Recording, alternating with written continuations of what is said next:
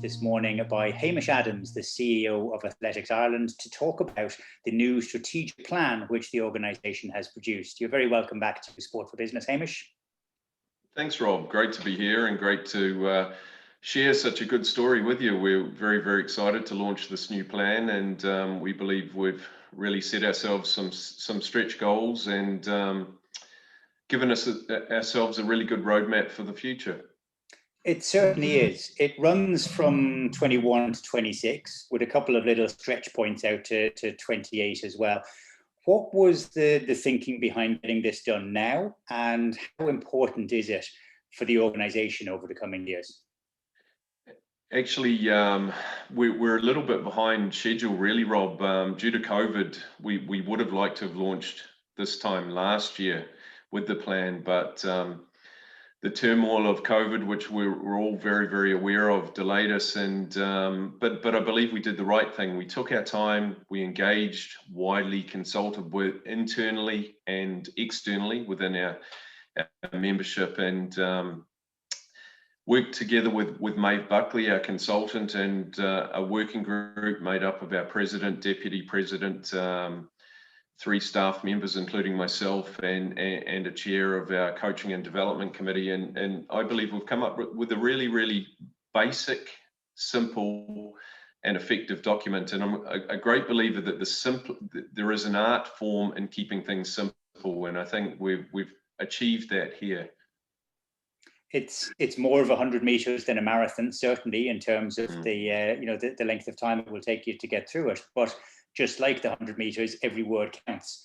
And you've set yourself those ambitious targets. 2 of them come in 24 and 28, where you've set yourself the target of an Olympic medal. That must have been challenging to put something quite so specific down, just purely on the performance side. Definitely. And look, there was a lot of debate over having that specific target. I'm a great believer that we do need to challenge ourselves. We certainly aspire to win Olympic medals. That's why we have a performance department, and that's what their job is. And look, our medal tally has been increasing over the years across all targeted international events, and we want to see those targets continue, and we have to be aspirational now. We're very, very fortunate that we have 2 opportunities to deliver an Olympic medal by 2024, obviously with Tokyo 2020/21 and also 24. So that doubles our opportunity as well, Rob. And there's a rare talented bunch that seem to be coming through at underage as well. We've seen records tumbling. They're being led through by athletes who have who've been there and done it on the world stage as well, like Ciara McGeehan. But people that are really coming through and putting their best foot forward. Like, it must be a very exciting time for athletics. It is, and look, I think an Olympic medal is a real stretch goal, that's for sure. But you're right, we have a great crop of talented youth members coming through, and we need to get behind them, support them, put the right systems and structures in place to ensure that they can fulfill their potential, and that's what we're trying to do within the resources that we have, and this plan highlights that for us. They are competing at very much the peak of the pyramid, but of course, as with any sporting organisation, the bulk of the membership and the bulk of the eyes that will be on you come from the participation level. So participation, community are 2 of the strategic pillars within the plan as well. What are the key points that are going to be on your to-do list every day for the next 5 years in relation to getting people out running, physically active, and all of the good that can come from?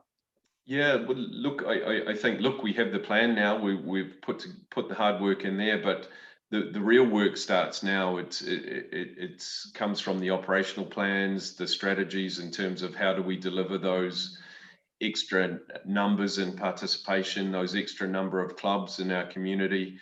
We want to grow to 400 clubs by the end of 2024 from the current 360. So we're looking at 10 a year, and then 10 another in the following 4 years. and that space. But I think athletics is in a great space. You know, we've seen it even through COVID. Our participation levels are through the roof in terms of people running recreationally, running or walking or being active, and that's the beauty of athletics. We have a very low barrier to entry, and certainly we see opportunities in that space to continue to grow our sport based on that participation, on those participation numbers, and also the development of those participation numbers in our club community space as well. So we want to bring more people into our clubs. I'm a late bloomer in athletics. I ran my first 5K over the course of lockdown, thanks to the Mark Pollock Trust and the night run. So I'll have to be one of those additional members. You're looking at moving from a current base of about 55,000 coming out of COVID, which is obviously dipped from where it was. The stretch is that you want to get to 84,000 by the end of this plan.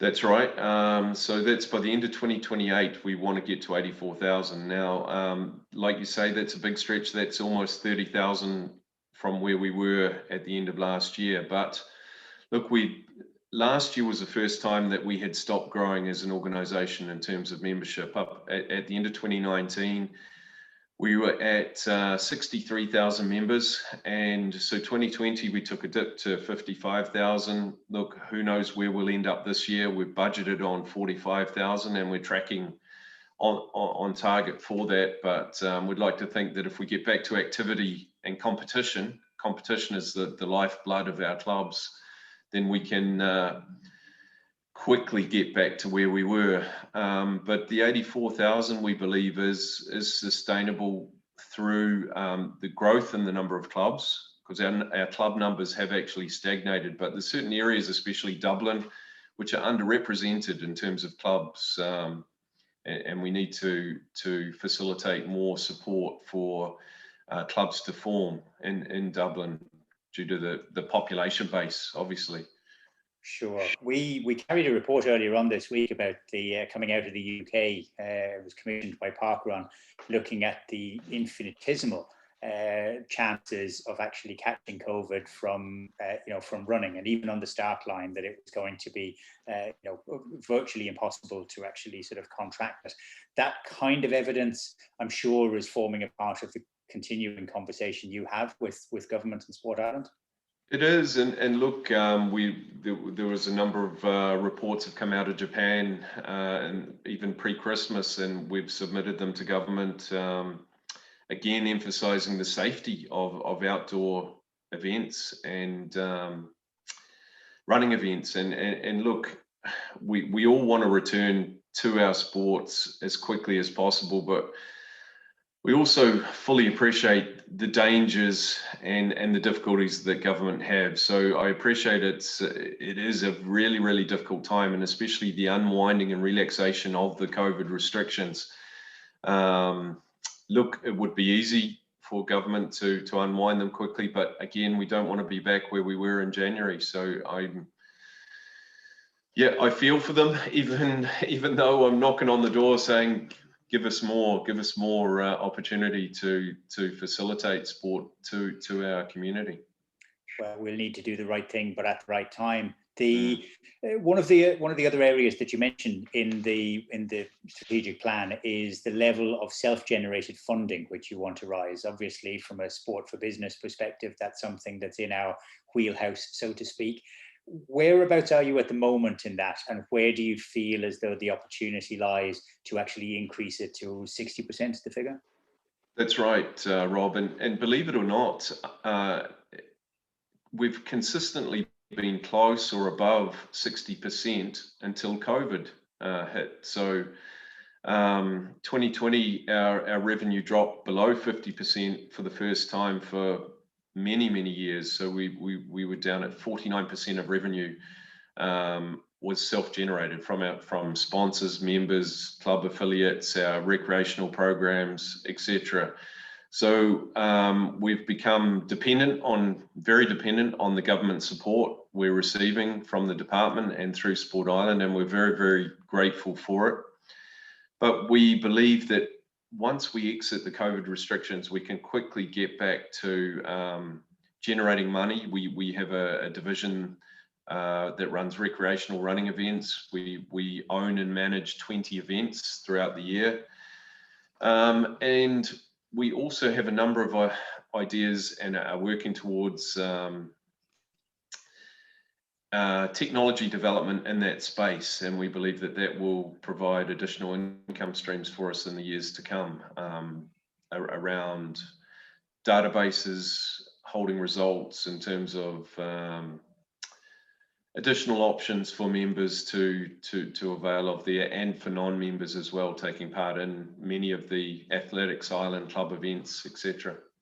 That sounds very interesting and sounds like a nice link to my coming back and interviewing you again, perhaps in person over the coming weeks and months. It can sometimes be difficult when you're on the floor of the valley to actually imagine what it's like up on the top of the mountain, but that's what you've tried to do, creating a strategic plan that will take us through the next 5 years and beyond. So well done on that, and thanks very much for taking the time to join us today. Hamish Adams, CEO of Athletics Ireland.